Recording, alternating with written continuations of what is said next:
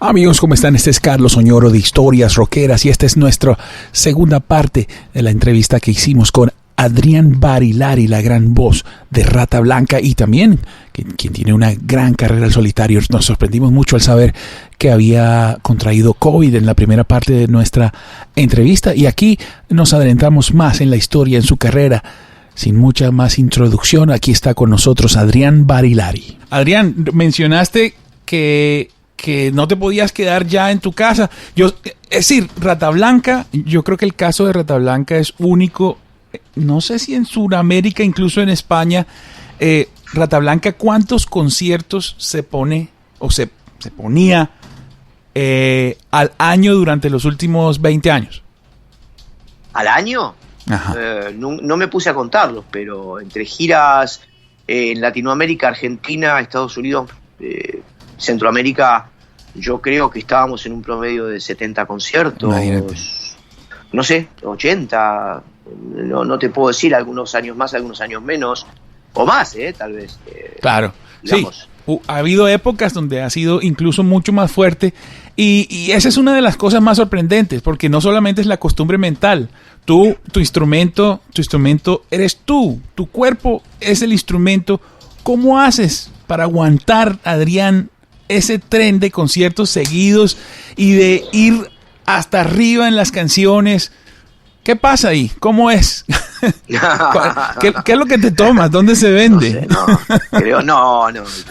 Esto viene con el envase, digamos. Me parece que es parte de mi vida, lo hago desde muy joven y aprendí con los años a regular mis viajes y no te quiero, aparte no te voy a mentir, francamente hay conciertos que no salen tan bien como otros, o sea, después de una seguidilla de 6, 7 conciertos uno no puede pretender que la voz siga igual que el primero y el segundo.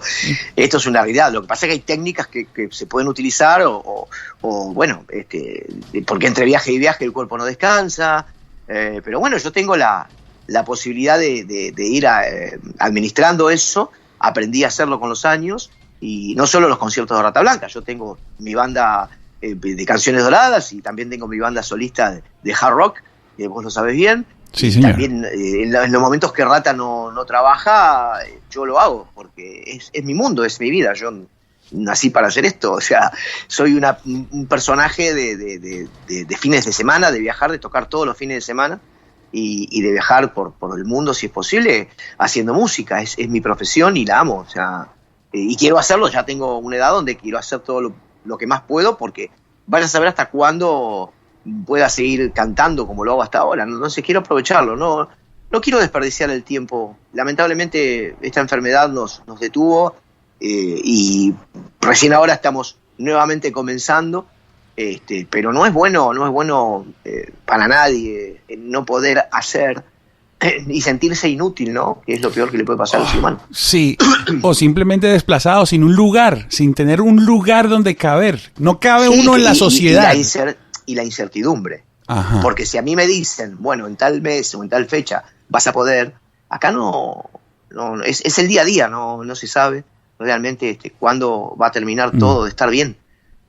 Ahora, bueno, hay una luz adelante que, más allá de que no combatimos la enfermedad, porque no la combatimos, apenas empieza la vacunación, está la luz ahí que parece que, bueno, que esto va a empezar a moverse de nuevo, que podemos volver a una normalidad pequeña, ¿no? O sea, con limitaciones, pero yo creo que de acá a fin de año va a estar todo normalizado, porque ya el pueblo, la gente necesita volver a tener una vida digna y normal. Sí, bueno, igual la injusticia siempre va a existir, pero la vida encerrados es peor. Es que esta enfermedad, Carlos, no solo trajo desgracias, pero también va a traer verdades, ¿sí?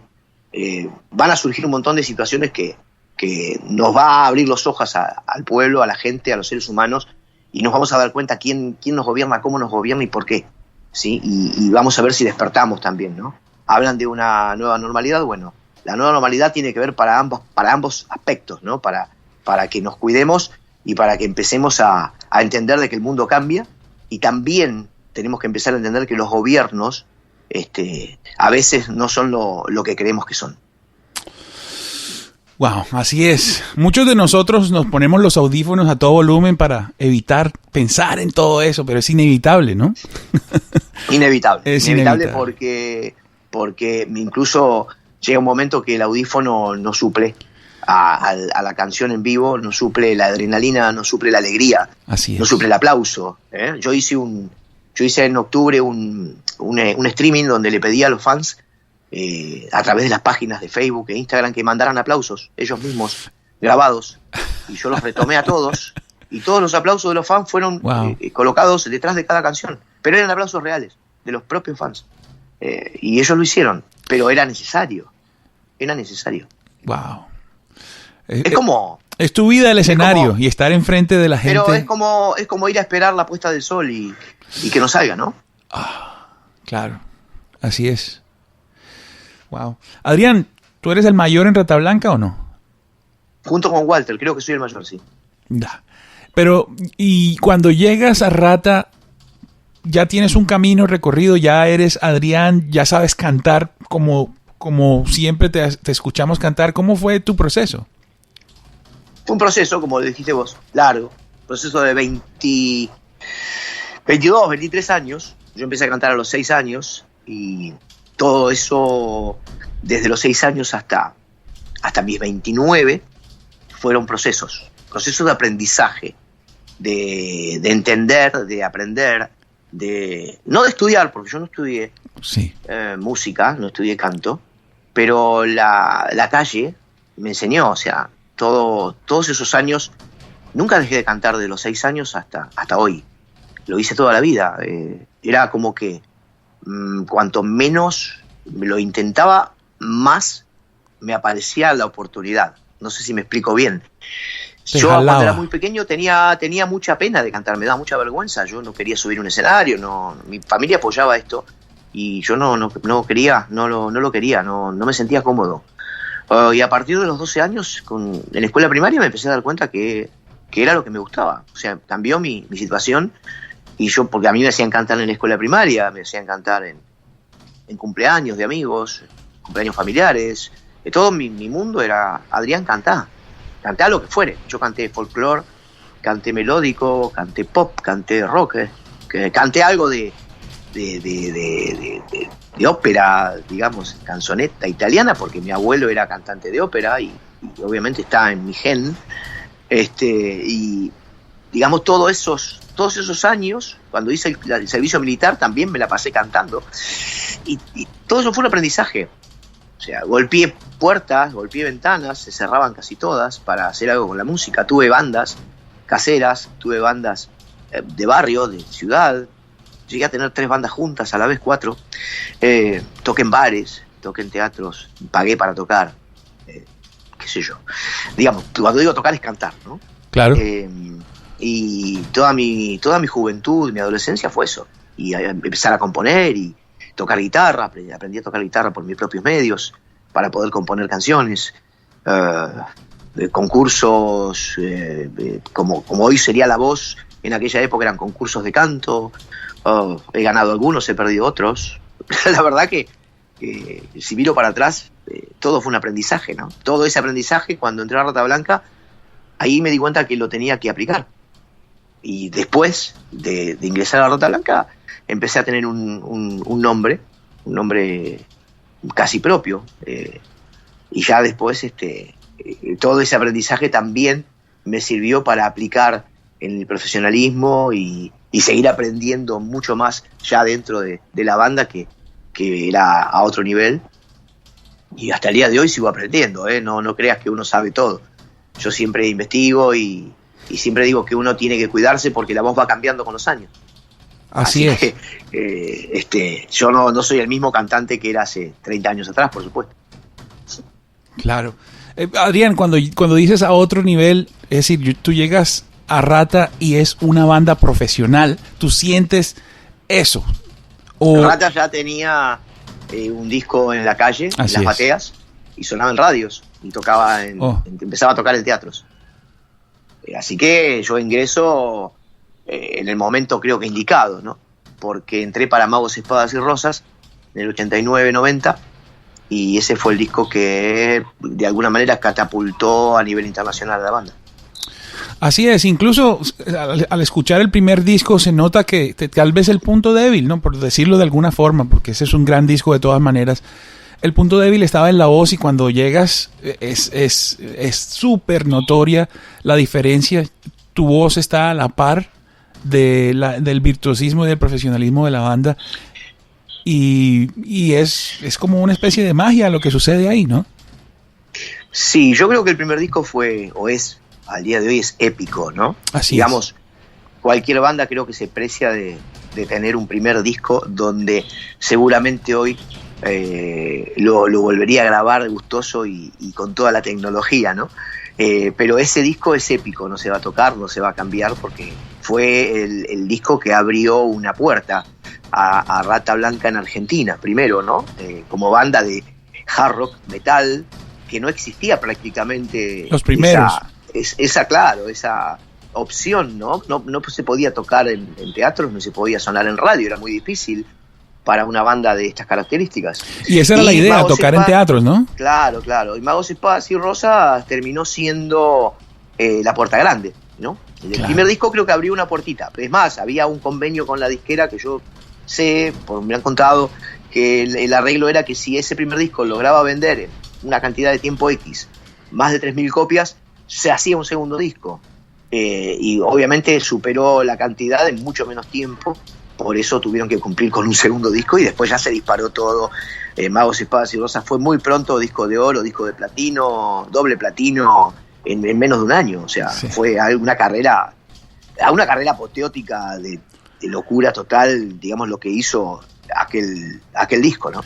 Esa locura comercial, nosotros que estamos en la música dura, en el heavy rock, en el metal, sabemos que el público es grande. Sin embargo, sin la aprobación del resto del público, esas ventas gigantes, ese éxito nacional, tal vez no se hubiera dado, ¿verdad? Rata era una banda de metal, de heavy duro, pero tenía como una especie de comodín que permitió que toda su música pudiera llegar a un lugar de notoriedad.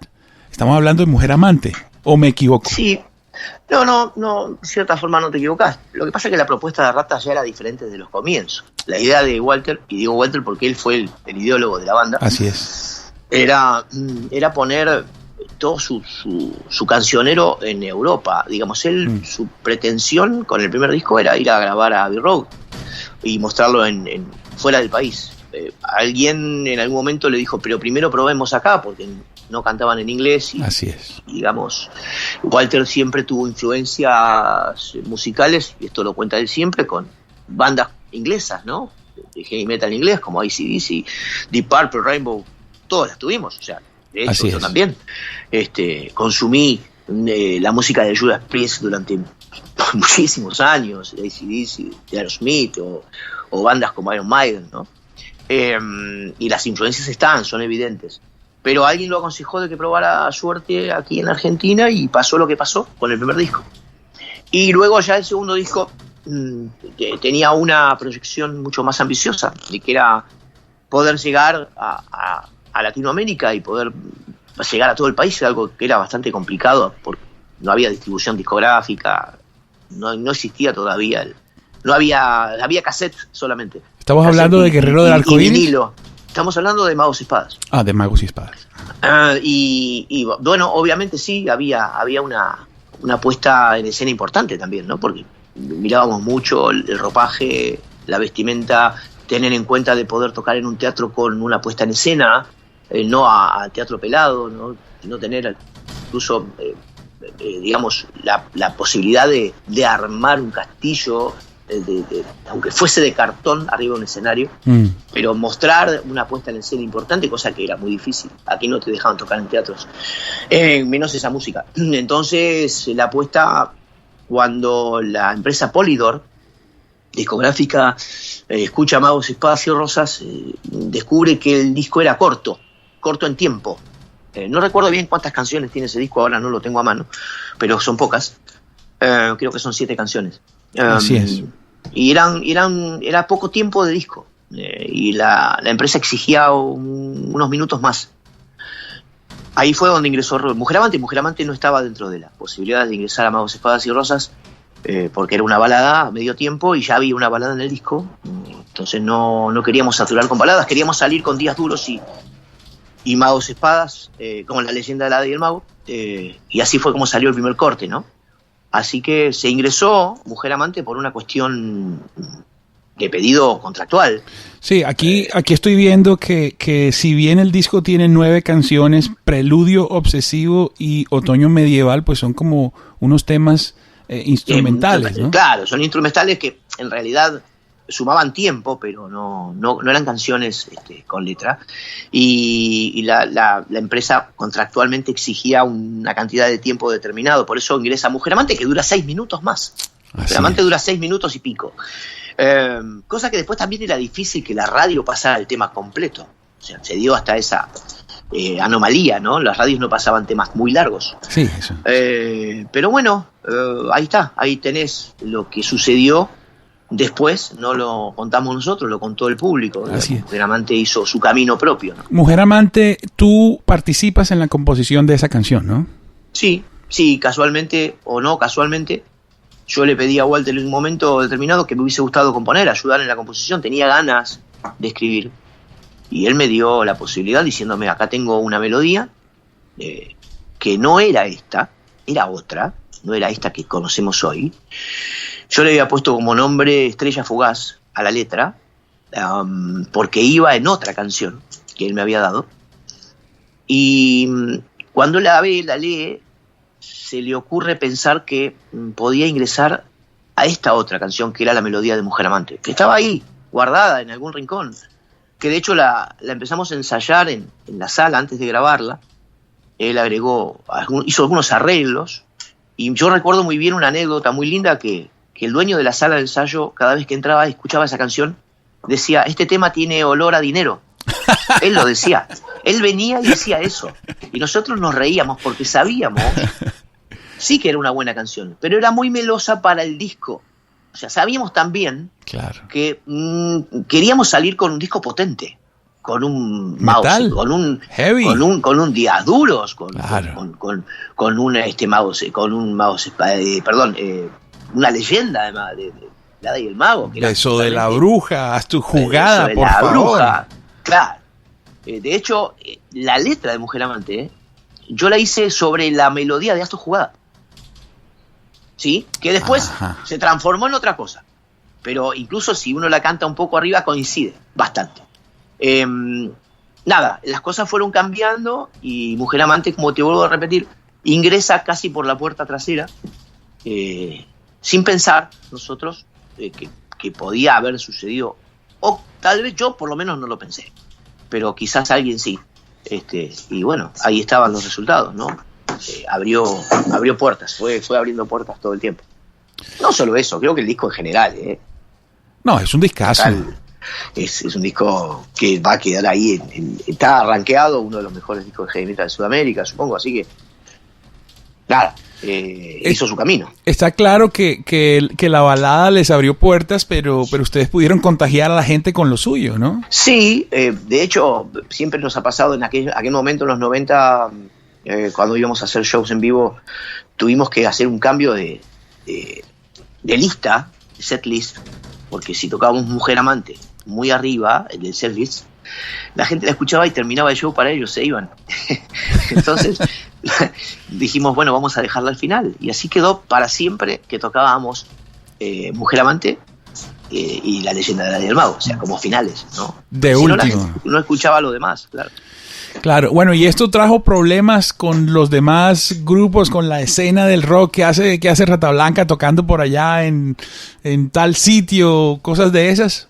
¿Cómo afrontaron ustedes ese tema? No, la verdad es que no nos afectó demasiado porque Rata es una banda auténtica. Así es. Rata hoy la parás en un escenario y te vuela la cabeza, vos lo sabés muy bien. Bueno, mira, yo tengo que interrumpirte porque, Adrián, en mi vida como empresario siempre trato de escuchar a las bandas con las que trabajo, y Rata sin duda, desde el primer show, que fue una cosa muy pequeña que estuvimos, a los que hemos hecho, el sonido, yo la verdad no he escuchado todavía otra que le pegue tan fuerte, que sea tan contundente. Tengo que decirlo.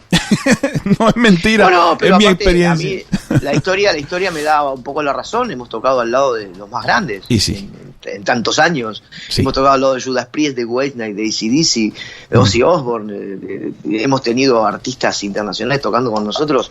Y el Rata giró por casi todo el mundo a la par de cualquier banda.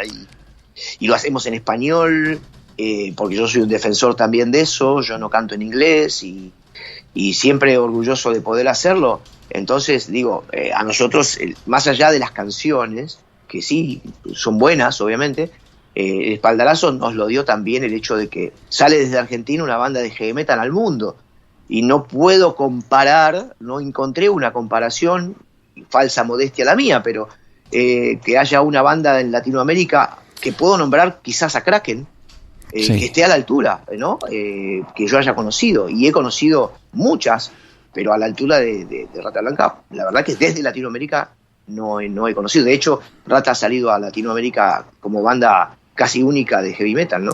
Sí, recorriendo todo el territorio. Fueron pop, ¿no? Fueron pop. Charly García, Soda Stereo, Fito Páez, pero no tiene nada que ver con lo que hacemos nosotros. Y muy interesante que esos artistas que mencionas, que supuestamente son mucho más grandes, son artistas que solamente dan un show cada tanto en cada país. Rata Blanca, la rutina de Rata Blanca es recorrer. Nosotros tenemos medio año fuera del país. Claro. Y en la Argentina, y lo que vos dijiste, que me preguntaste antes, era que si tocábamos en lugares que la gente no entendía por qué, que eran lugares llamados bailanteros, donde se tocaba música de cumbia, nosotros tuvimos que ir a parar a tocar esos lugares porque no teníamos más lugares físicos. Habíamos recorrido en un año la Argentina 3 veces.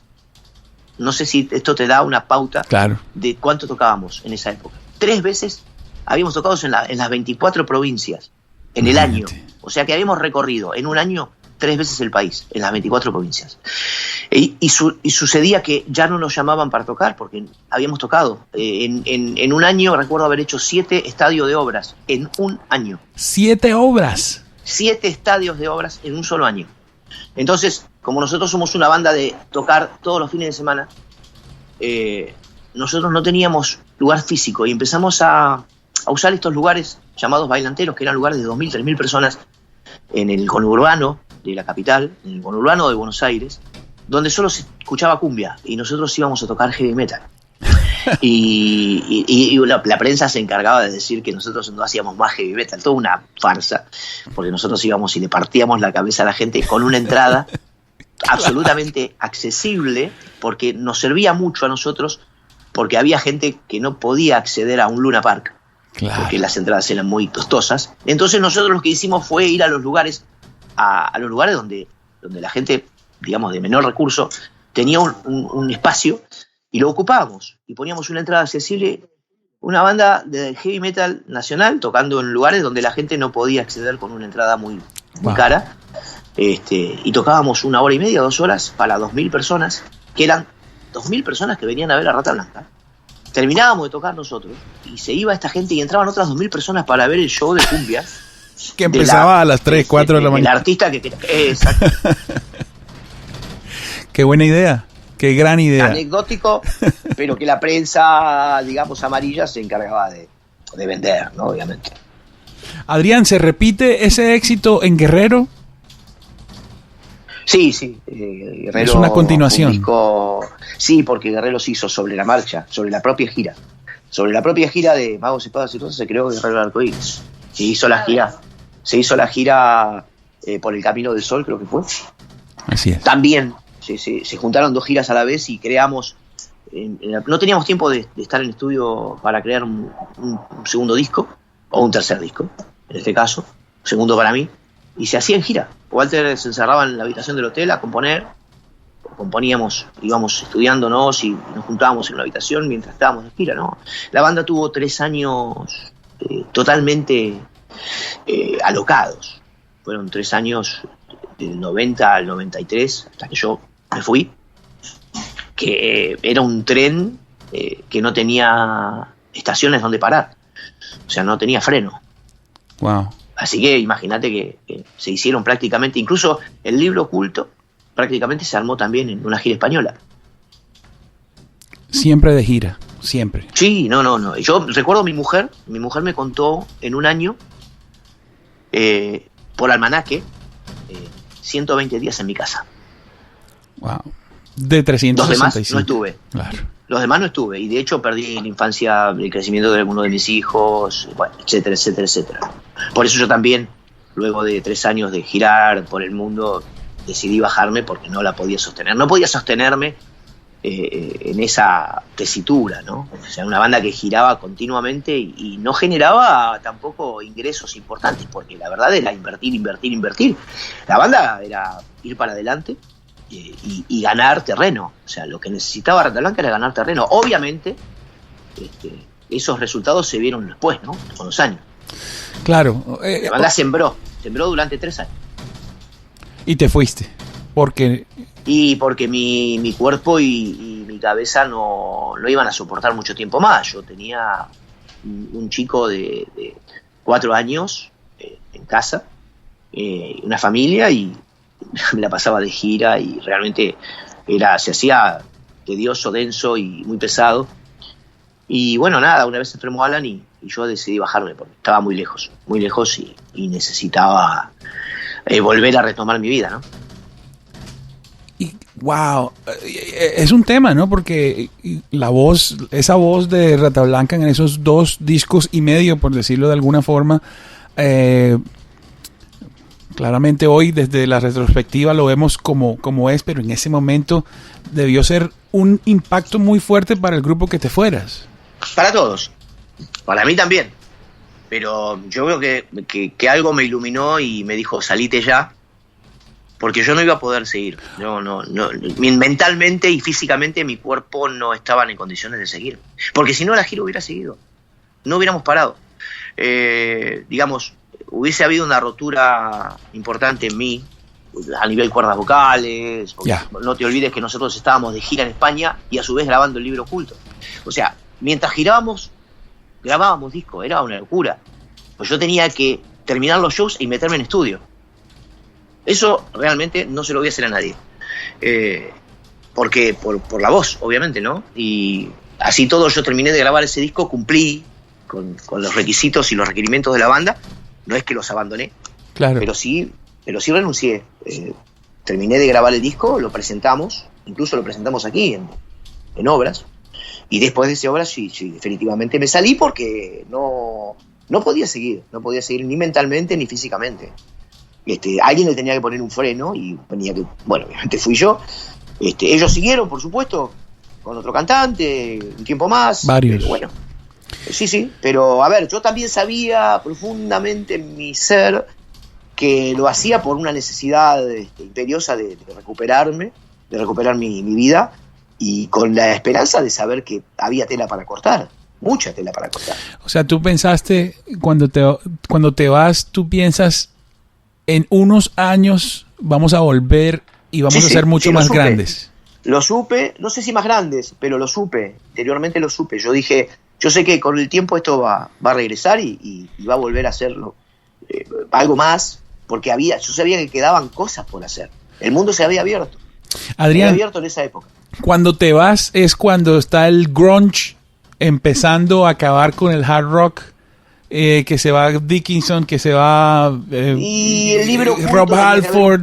Claro, el libro oculto tenía que ver un poco con eso, el cambio en la composición. Yo no estaba tampoco muy contento con lo que se escuchaba en la composición. Yo se lo hice saber a la producción y a Walter. Pero bueno, digamos, por ahí el orden marcaba esto, ¿no? Musical, mundial, que había que buscar sonidos más oscuros, tal vez. Esta es mi opinión personal, ¿eh? Sí. No quiere decir que coincida con lo que Walter tenía en su cabeza en ese momento, pero sí, digamos, ese disco, el libro oculto, marcaba un cambio rotundo. Ya salir del neoclásico y hacer canciones como Agor o canciones como Cuarto Poder, en la cual yo participé también, ya marcaban una tendencia a otro estilo que la Rata estaba buscando. Aunque Asesinos es muy Rata, ¿no? Sí, pero ese disco fue un disco muy corto, era un medio disco, como dijiste vos, sí. Y ya tenía una tendencia incluso en la postura de la banda, ¿no? Que era diferente. Ok, ¿qué pasó después de que te vas, qué pasa en tu vida como músico? ¿Qué pasa con Adrián? Después de eso, yo sentí como que había una mochila que estaba quitándome de la espalda, muy pesada, y me di cuenta, menos mal que me di cuenta a tiempo, porque no porque me molestara la banda, sino porque no podía sostenerla yo. Y bueno, empecé a recuperar mi vida. Al poco tiempo Bistolfi me hace saber que él también deja la banda. Bueno, o sea, hay varios alejamientos aparentemente dentro del grupo, no tanto de los músicos, sino más bien de las producciones y este tipo de cosas. De rato estaba cambiando también de discográfica, los temas contractuales allí. Bueno, y Bistolfi me hace saber al tiempo que él tenía algunas canciones guardadas, que quería hacerme escuchar. Obviamente me tomé mi tiempo, pasaron unos meses, nos juntamos, empezamos a hacer algunas canciones de estilo un poco más ahora, digamos, más soft. Y bueno, empezamos a pensar que teníamos que aprender también el tema, si bien estábamos bien musicalmente hablando, compositivamente hablando, teníamos que saber cómo eran el tema del negocio de la música, porque hay cosas que uno no aprende hasta que las conoce, ¿no? Sí. Y empezamos a meternos un poco en eso, en los contratos y en los convenios. Nos ofrecen un convenio en Warner. Hicimos un convenio lindo, importante, para grabar lo que fue Sueño del Mundo. Y ahí empezamos a aprender un poco, ¿no? Y a recorrer, y a remar nuevamente, ¿no? A sumarnos a una movida nacional con este grupo Alianza, que éramos un dúo, que teníamos una banda, y empezar a tocar de nuevo, empezar desde abajo, bares pequeños, lugares pequeños, armar giras por el interior del país. Bueno, fueron 7 años con Hugo, 3 discos, y llegamos a México inclusive a tocar. La verdad es que aprendimos muchísimo. Yo lo tomo como una parte de aprendizaje, esos 7 años, y de recuperar tiempo y de composición, y bueno, fue todo muy lindo. Así que lo disfrutamos mucho. O sea, tuvimos 3 discos, no es poco, en 7 años, uno más exitoso que otro por ahí, sí. Pero nos ayudó mucho, aprendimos mucho del negocio de la música, que eso también es algo importante, que a veces los músicos no prestamos mucha atención, porque nos interesa más el rock y la música que el subirse negocio, al escenario que y dar un buen espectáculo y sentirnos dioses, cosa que está muy lejana a la realidad. Pero es muy importante saber tratar con los empresarios y con las empresas que van a manejar tu carrera, ¿no? Bueno, me dices que sentías que ibas a volver, pero ¿cómo se da? ¿Y qué sientes en ese momento donde, Adrián, ¿será que tú, qué pasa ahí? No, yo estaba muy abocado a la gira con Hugo. De hecho, estábamos con un manager que había sido manager de Rata Blanca, José Luis. José Boto. Luis Boto era manager de Alianza. Sí. Él y Marcelo Cabuli trabajamos juntos. Marcelo. Ajá. Y fue Marcelo, en realidad, quien en un momento determinado, en el año 99 o 2000, me hace saber a través de José Luis que yo tenía la posibilidad de iniciar una carrera solista junto a los músicos de Nightwish. Claro, Marcelo trabajaba con Nightwish. Cayó como un llamado de la selección nacional. Sí. Me estaban tentando a grabar un primer disco solista con músicos internacionales, fineses, nada menos que Nightwish y Stratovarius. Wow. Así que no tuve demasiado que pensar, ¿no? Obviamente dije que sí al momento, y nos pusimos a trabajar con esta gente en canciones. Claro. Y al unísono prácticamente, digamos, podía haber pasado un mes. Yo estaba de gira con Hugo en México, en DF. Me llama un manager, creo que sí, yo estaba solo. Me llama José Luis, exactamente. Yo estaba solo con Hugo girando. y con un manager mexicano, y me llama José Luis desde Buenos Aires para decirme que Walter quería hablar conmigo para proponerme cantar en Temple, en su banda solista. Él ya tenía un disco solista que había armado después de que se paró Rata Blanca en el 98, y que quería hablar conmigo para que yo cantara en su disco, mejor dicho, no grabar su disco, sino cantar en vivo los temas del disco. Obviamente, claro, tuvimos mucha charla anterior, tuvimos que empezar a retomar, pues yo no había hablado por 7 años con Walter. ¿En 7 años no hablaste con Walter? No, nunca tuvimos una reunión ni nada. Wow. Bueno, por decisión de ambos, obviamente. Claro. Y me hace saber que él quería contar conmigo para sus shows de su banda solista Temple, que estaba cansado de probar cantantes, que nosotros ya nos entendíamos, que él sabía cómo yo cantaba y que yo sabía cómo él componía, así que nada, nos pusimos de acuerdo en un montón de cuestiones que tienen que ver con lo contractual, el negocio. Incluso le hice saber de mi carrera solista y tal. Bueno, él aceptó y yo acepté las condiciones y empezamos a ensayar para Temple, digamos. Empecé a ensayar para Temple, a su vez yo estaba armando mi carrera. Así que Temple duró lo que dura un pedo, para hablar de alguna manera chabacana, en una canasta. Fueron solo 3 shows de Temple, porque obviamente Giardino Barilari en un escenario marcaba otra cosa. Y vinieron aparecieron un montón de productores y gente de los medios y nada, diciendo, déjense de joder y hagan Rata Blanca, ¿no? Claro. Así que a los 2 meses estábamos armando de nuevo Rata Blanca, y yo a su vez armando una banda solista y haciendo temas con Nightwish a la distancia, con Marcelo Cabuli. Así que nada, se hizo más rápido Rata Blanca que la salida de mi disco solista. Pero bueno, pude sostener las dos cosas, por suerte, ¿no? Sí. Porque yo no iba a abandonar ese proyecto. Yo creo que nadie tiene la oportunidad, o poca gente puede tener la oportunidad desde Latinoamérica de grabar un disco con músicos tan renombrados como eran en ese momento los estudios Finbox, claro, donde yo hoy escucho aquel primer disco mío solista y digo, wow, todavía sigue sonando súper metálico, ¿no? Claro, y muy actual en su momento, ¿no? Un gran sonido, si no estoy mal, Mika Jusila. Pero aparte fue una superproducción, claro. Porque imagínate que en ese momento era muy difícil, ellos grabando desde allá, mandando el material para acá, yo grabando desde acá las voces, había gente en Alemania grabando violines y chelos, fue una superproducción, o sea, no se puede repetir. De hecho, no pude repetir un segundo disco con esa producción, no había dinero que lo pagara. Claro. Por eso digo, y sentó precedente ese disco, porque ese disco, Barilari homónimo, se vendió en todo el mundo. No solo se vendió, de hecho se vendieron las licencias, se fabricaron discos en Alemania, en Finlandia, en Francia, en Japón. Yo tengo todos los ejemplares de cada país, en Rusia, en México, obviamente, en Estados Unidos. Ese disco se fabricó en cada país.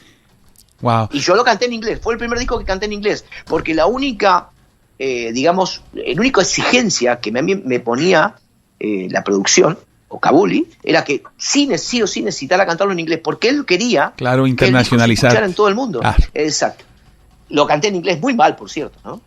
Lamentablemente, porque me negué mucho siempre en inglés. Pero bueno, tuve que hacerlo. Pero sentó precedente. Es el único artista, o soy hasta hoy, que yo sepa, el único artista que grabó un disco que después se fabricó en distintos países, porque mayormente se fabrican en el lugar de origen y se venden los discos para afuera. Así es. En este caso no. Se licenció. Se vendía la licencia y cada país lo fabricaba. Con su portada, obviamente la misma, pero con el idioma que correspondía. O sea que ahí estaba en la batería George Michael, dijiste que estaba. En la batería, yo te puedo nombrar Empu Borinen, Jukka Levalailen. Imagínate. Estaba Jan Johansson en los teclados. Stratovarius, wow. Sami Banska, que eran los Nightwish, sí. Y Stratovarius, bueno, con el tecladista. De hecho, no los conocí, fue toda la distancia. Pero creo que hicimos un trabajo, por eso tardó tanto. El disco salió empezamos en el 2000 y el disco salió en el 2003. Ya en ese momento Nightwish era gigante, Stratovarius volando. Sí. Es decir, era un disco de super artistas y bueno, de todas maneras Adrián en tu lugar que es solitario reinando sobre Latinoamérica, y digamos que en España Rata es escuchado. Hoy es una joya ese disco. El que lo tenga, sí, el que lo encuentre, el que lo encuentre. No hay más. Yo después, hace un par de años, pude hacer unas copias, algunos ejemplares, para gente que lo pedía específicamente. Me autorizaron a hacer unos 300 discos que se fueron automáticamente en un mes o menos. Y bueno, nada, ahí quedó, y yo tengo ejemplares, digamos, de cada país que se fabricó, pero ya no está más. Y de hecho, anduvo por todo el mundo ese disco. Y yo no lo pude presentar en distintos países porque Rata ocupaba el 80% del tiempo. Si no, bueno, obviamente lo hubiera hecho. Adrián, ¿ese disco está en Spotify, en plataformas? Sí, disco. Hasta donde yo sabía, sí. De hecho, Marcelo Cabuli tiene un sello, una plataforma donde él pone todos sus trabajos, un trabajo de él, de NEMS Enterprise, y él lo iba a subir. Yo hablé con él hace un tiempo y me dijo que estaba armando una plataforma para subir todo esto. Y estuvo mucho tiempo, no lo busqué más, pero sí debe estar. Ok, Adrián, estuviste 3 años en Rata Blanca. ¿Pensaste en algún momento que esos 3 años pasarían 7 años y se convertirían en más de... Bueno, ¿cuántos años van juntos? 21. 21 exacto. Sin parar, en absoluto. Y paramos este año. Por obligación. No. Sí, pararon porque sale y te meten preso. Hicimos un show ahora hace 10 días y vamos a hacer otro dentro de 10 días aquí en Buenos Aires. Pero nada más. Rata no es una banda muy grande y no puede tocar para menos de 2.000 personas. Es muy difícil. Claro. ¿Cómo fue grabar esa? ¿Cómo empezaste a sentir que la cosa explotaba cuando te uniste a Rata Blanca? ¿En qué momento de ese nuevo regreso? Yo, francamente, no era devoto de las segundas partes. Cuando nos llega la propuesta, digamos, porque aparte hubo una particularidad muy grande de que sucedió en esa época. Cuando a nosotros nos ofrecen Pop Art, nos ofrece volver con Rata Blanca y hacer grandes canciones, aquel disco donde Mujer Amante surge como balada acústica. Sí. Nosotros realmente estábamos para volver y hacer, si lo que hicimos fue grande, hacer algo mucho más grande, pero sucedió algo inhóspito. En la Argentina sucede todo. No es inhóspito, pero no sucedió. Nosotros empezamos a hablar en el 2000, como yo hablé para hacer mi carrera solista en esa época, se dio todo junto, y no sé si te acuerdas, ¿Corralito? Teníamos un presidente, Fernando de la Rúa, que nos llevó a la ruina. El suegro de Shakira. Exactamente. A mí, en lo particular, me arruinó aquel primer disco, porque yo pensé en un momento que Marcelo Cabuli no lo iba a poder seguir, porque estábamos en plena producción, y gracias a Dios Marcelo dijo, no, esto lo sigo hasta a muerte, lo voy a terminar. Por eso se tardó también 3 años, porque tuvimos que parar, no había forma de hacer nada, el país se incendió, el presidente se fue en un helicóptero y abandonó la casa de gobierno, y Rata tenía un contrato, te diría casi internacional, para volver, y realmente en un momento determinado Walter me llamó y me dijo, mirá, está pasando esto, ¿seguimos adelante o paramos? La pregunta fue esa, Adrián, ¿seguimos juntos o volvemos para atrás? Porque el país estaba incendiando. De hecho, tengo un recuerdo de tocar en el Teatro Gran Rex en la calle Corrientes, claro, donde en ese momento no podíamos llegar al teatro porque había un piquete contra el gobierno, o sea, prácticamente tuvimos que suspender. Pero yo le dije, no, sigamos, porque si en ese momento creo que nos separábamos de nuevo, con la posibilidad de volver, no hubiéramos vuelto, me parece que no hubiéramos vuelto. Entonces se siguió, pero se siguió, digamos, a los ponchazos, porque ya lo que teníamos hablado como convenio, como contrato, todo se cayó, todo se pinchó. Por la inseguridad de lo que pudiera pasar.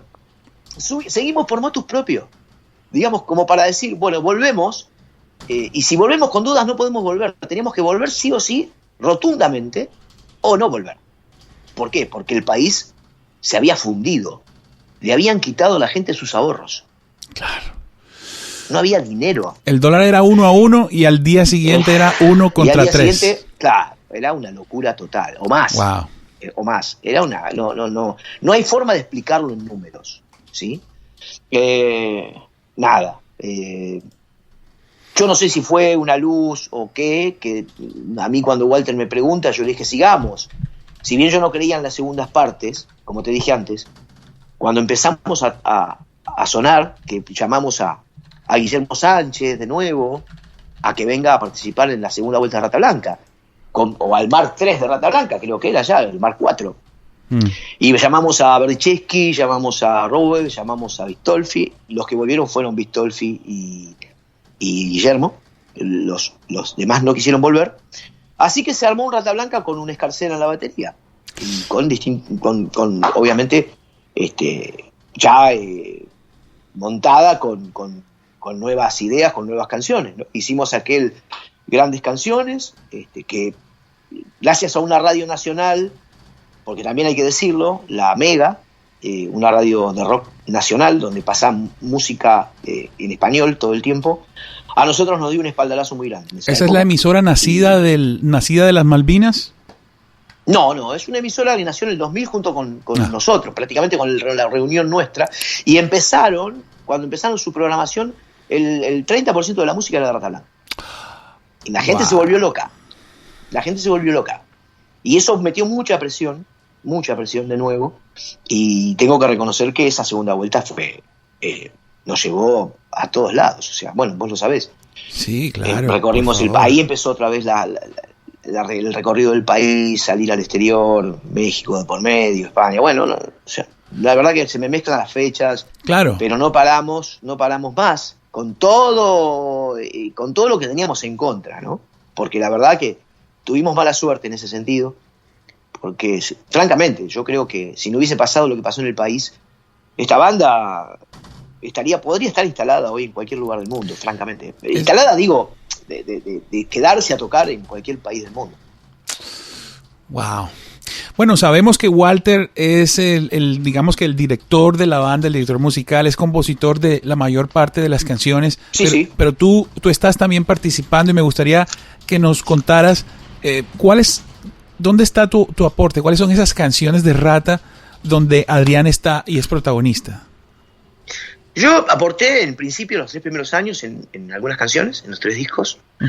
Después aporté en la vuelta, en los primeros, no recuerdo bien, realmente debería mirar los discos, pero creo que los primeros, no sé si El Camino del Fuego, sí, tuve un aporte en El Camino del Fuego. ¿Cuando la luz oscurece, tal vez? Sí, Cuando la luz oscurece, y ya no recuerdo después ya no sé si en La Llave de la Puerta Secreta también, pero ya después no más. En La Llave, si no estoy mal, en La Llave, ¿aún estás en mis sueños? ¿Estás? Sí, pero no tuve participación en la canción. No, de hecho yo soy participación de letras, más que nada, yo soy letrista. Correcto, letras. Y ya yo estaba muy abocado a mis discos solistas, entonces muchas de las letras que yo hacía, que las quería poner en Rata, si Walter no las tomaba, yo las dejaba para mis discos, que fueron Abuso de Poder, muchas de ellas, 4, de hecho yo muchas de esas que no utilicé en Rata las utilicé en mi disco.